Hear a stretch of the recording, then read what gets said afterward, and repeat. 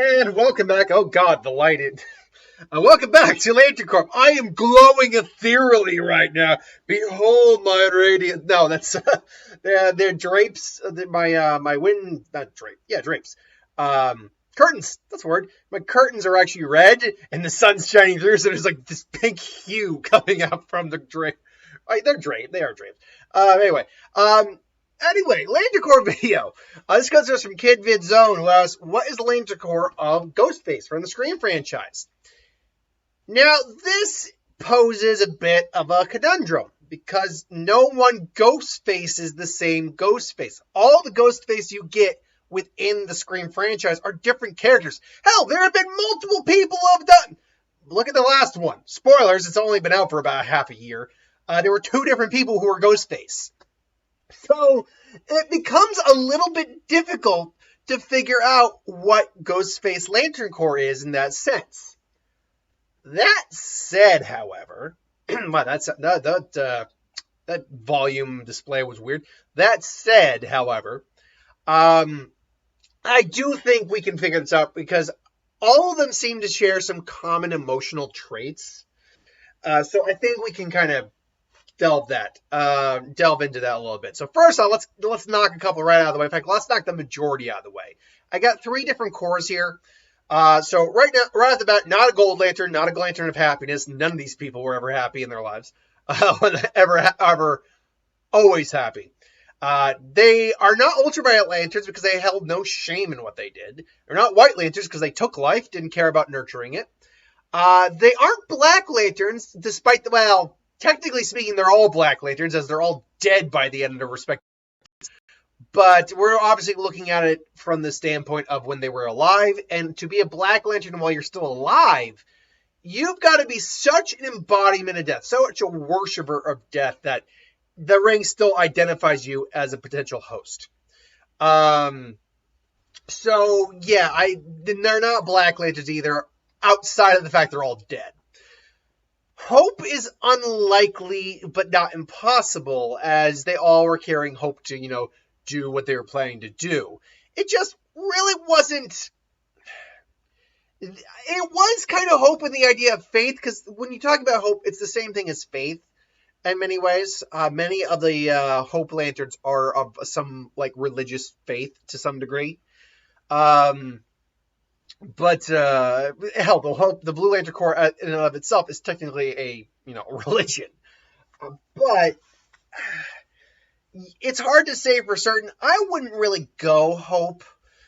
It is kind of a cult mentality to some degree, a sick belief in what you're doing. But it's quick. But they're quick to lean towards the other side of the fence once things are not going their way. So yeah. Now that said, let me get one more out of the way. They're not will lanterns. Yeah, they had the will to do what they were doing, but it was quickly shut down. So no. Let me just go over the ones I can feel confident in saying they qualified for. So first on the list, we have the Orange Core of Avarice or Greed. This made a lot of sense because they felt entitled, they felt wanting, they felt lacking, they felt they were owed. They weren't going to be satisfied, probably even after they got what they wanted. So greed is probably a good core to represent. Also, rage. They were all angry. They were all angry about something. And yeah, that was really a motivating factor. Last but not least, you have fear. People were scared of Ghostface. In the world of Scream, they are afraid of Ghostface. They're afraid of that killer coming after them. So I definitely think all 3 of these are options. Among the 3 I didn't mention, Indigo, Compassion, Sapphire, Love, and no, I mentioned Will. Okay, among the 2. Indigo, they have compassion, but not for they have compassion for people who identify what they're doing, especially the people they're working with. So there's still a level of compassion there, but it's just minimal. Plus, I know there was one of the killers, I think was a mother of one of the victims at one other point in time, which leads us to the last point, Love. Maybe one of the Ghostfaces, if you want to go with that pluralization, could have qualified for love, but I have a feeling that other emotions were clouding that person's judgment beyond love. Because they obviously felt entitled to the point that they could get away with this. So I probably wouldn't factor love in, but nothing is impossible.